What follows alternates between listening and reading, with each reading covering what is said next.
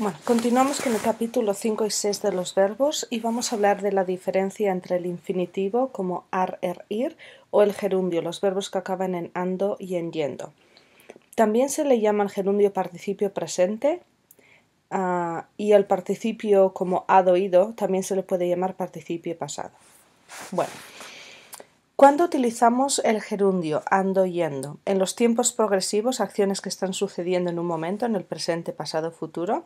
Y también, muy importante, cuando responde a la pregunta ¿cómo? Por ejemplo, haciendo deporte se está sano. ¿Cómo se está sano? Haciendo deporte. En inglés también funciona de esta manera. Ahora, con el gerundio podemos colocar los pronombres tanto delante de los verbos o detrás de los verbos, nunca en medio. Por ejemplo, estoy dándotelo o te lo estoy dando.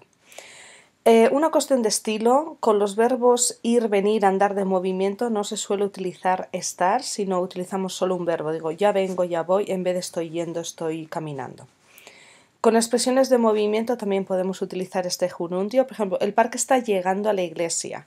La estación se encuentra cruzando el puente. Sería como después de llegar a la iglesia, después de cruzar el puente. También se utiliza cuando tenemos dos acciones que suceden a la vez. Llegando me saludo. Significa cuando llegue me saludo. Y también puede tener el significado de condición. Haciendo frío no saldrá de casa. Significa que si hace frío no saldrá de casa. Bueno, es muy simple de crear, pero sí tenemos algunos verbos que son irregulares, igual que en el presente. Entonces, por ejemplo, si el verbo mentir es irregular, decimos yo miento, vamos a decir mintiendo. Vamos a tener en el gerundio siempre una i. Servir, yo sirvo, sirviendo, pidiendo, diciendo, riendo, viniendo. Entonces vamos a tener una i.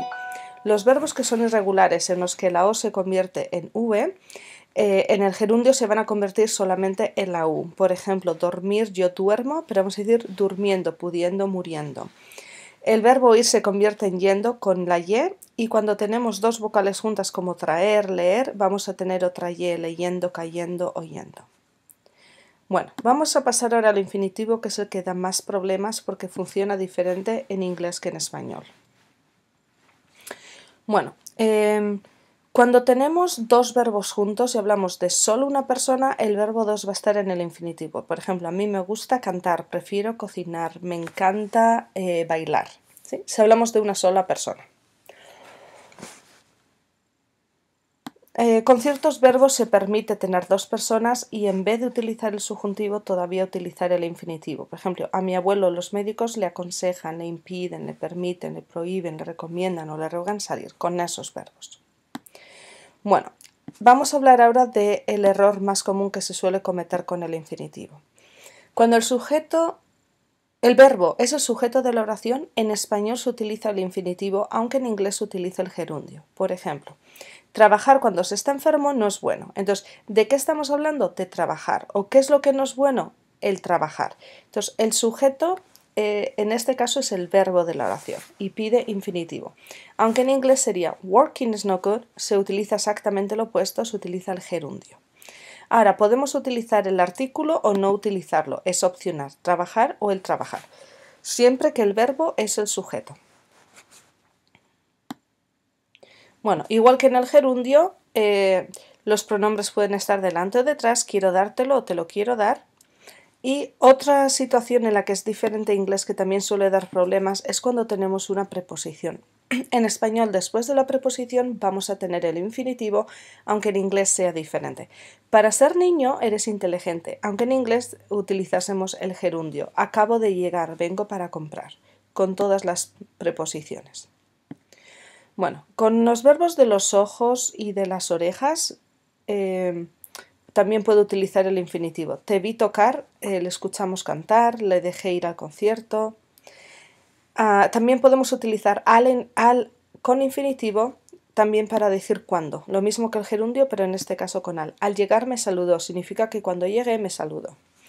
Luego hay ciertas expresiones que siempre van a pedir el infinitivo, como hay que trabajar, tengo que trabajar, algo de comer, nada de comer, poco que comer.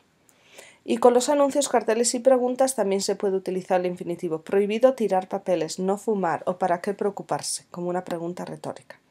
Bueno, el verbo solamente ir es muy simple, pero también que sepáis que existe el infinitivo compuesto, que es cuando es una acción anterior al verbo principal. Creo haberlo acabado. Primero sucede una acción y después la otra. Después de haber hablado con mi hermano fui a la calle. Entonces primero hablé con mi hermano y después fui a la calle. Bueno, vamos a pasar a hablar de los verbos como gustar. Es decir, no tenemos un sujeto que es una persona, no decimos yo quiero, sino que algo a mí me gusta. Entonces el sujeto de esa oración es el objeto que crea el sentimiento en la persona. Y yo, no voy a ser un sujeto, sino que va a ser a mí y se va a considerar un objeto indirecto. Entonces, tenemos un ejemplo aquí. Me gusta el chocolate es el sujeto de esa oración. ¿Cómo sé yo que es el sujeto? Porque si lo pongo en plural, el verbo cambia. Me gustan los chocolates. Entonces, la persona sufre o recibe la acción. El chocolate es el sujeto, es el que crea un sentimiento en mí. Sería como en inglés, chocolate pleases me. Pero en español se utiliza con muchos más verbos. Bueno, generalmente lo vamos a utilizar con un objeto, entonces el verbo va a ser o singular o plural, o me gusta o me gustan, o me apetece o me apetecen. Pero hay algunos verbos que permiten que tengamos dos personas. Por ejemplo, caer bien. Yo le caigo bien a mi hermana. Vosotros me hacéis falta a mí. Tú me gustas. Con algunos verbos es posible. Bueno, ¿cuál es el orden de la oración? Primero, el objeto directo es opcional. A mí, a ti, a ella, solamente para que quede claro o para dar más fuerza. Ahora, el pronombre indirecto sí es obligatorio. A mí me gusta. Después el verbo generalmente va a estar solo en singular o solo en plural. Lo podemos utilizar en el futuro, en el pretérito, en cualquier tiempo. Y después, como aparece el sujeto ya hablamos que necesita siempre el artículo. Entonces, por eso necesitamos aquí siempre el artículo. Entonces, a mí me gusta la política, a ella le apetece jugar.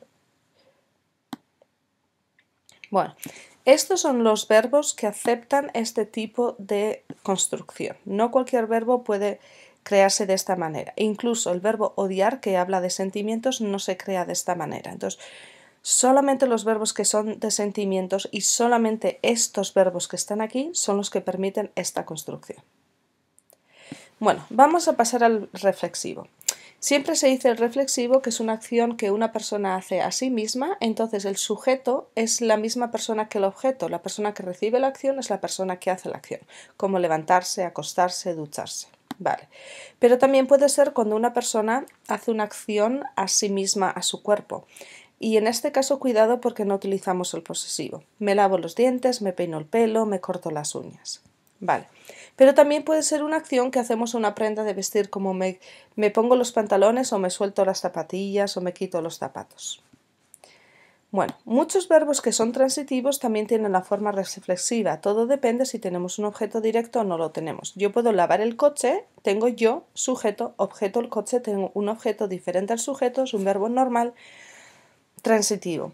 Pero si me lavo a mí misma o a mí mismo, entonces es un verbo reflexivo, porque el sujeto es el mismo que el objeto.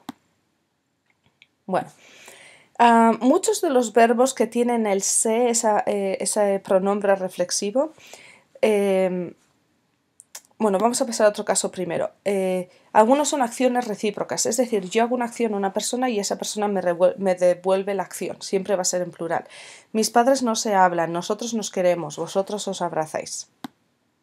Bueno, otros verbos tienen la se del reflexivo porque comienzan una acción, como acostarse, levantarse, enamorarse, hay como un cambio, hay un comienzo. Y también se relaciona mucho con un estado emocional, aburrirse, alegrarse, asustarse, avergonzarse, calmarse, ponerse nervioso. Se relaciona mucho con sentimientos. Y también con cambios de estados físicos, acostarse, despertarse, mudarse de casa, moverse. En este caso, en todos estos casos, lo que tenemos en común es que es la misma persona que hace la acción y no hay un objeto directo. Es lo que todos estos casos tienen en común. Hay otros casos en los que cambia de significado. Por ejemplo, no es lo mismo bajar que bajarse, dormir que dormirse. Tenemos dos formas, la forma reflexiva y la forma no reflexiva. Y hay algunos verbos que solo tienen la forma reflexiva. Por ejemplo, tenemos acordarse. Si no queremos usar esa forma reflexiva, tenemos que decir recordar, que es un verbo diferente aunque signifique lo mismo. Pero lo que vemos en todos estos casos es que yo soy la persona que se atreve, yo soy la persona que se equivoca, yo me quejo y no me quejo algo, no me equivoco algo, no me atrevo algo, no suicido algo, es siempre a mí mismo. Entonces, otra característica que suelen tener estos verbos es que suelen tener una preposición. Por ejemplo, casarse con alguien, alegrarse de algo, enterarse de algo, darse cuenta de algo. ¿Por qué? Porque con esta preposición no tenemos un objeto directo. El objeto directo es el que responde a la pregunta que yo no caso algo, yo no alegro algo, yo no entero algo, sino que me entero de algo, me alegro de algo. Entonces no se consideran objetos directos.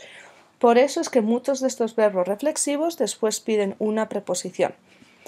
Entonces, esto es lo que tienen en común todos estos verbos reflexivos, que en inglés podríamos decir myself, yourself, aunque queda muy forzado, en inglés no se suele decir, pero bueno, es la idea de que haces una acción a ti mismo o por lo menos no tienes un objeto directo.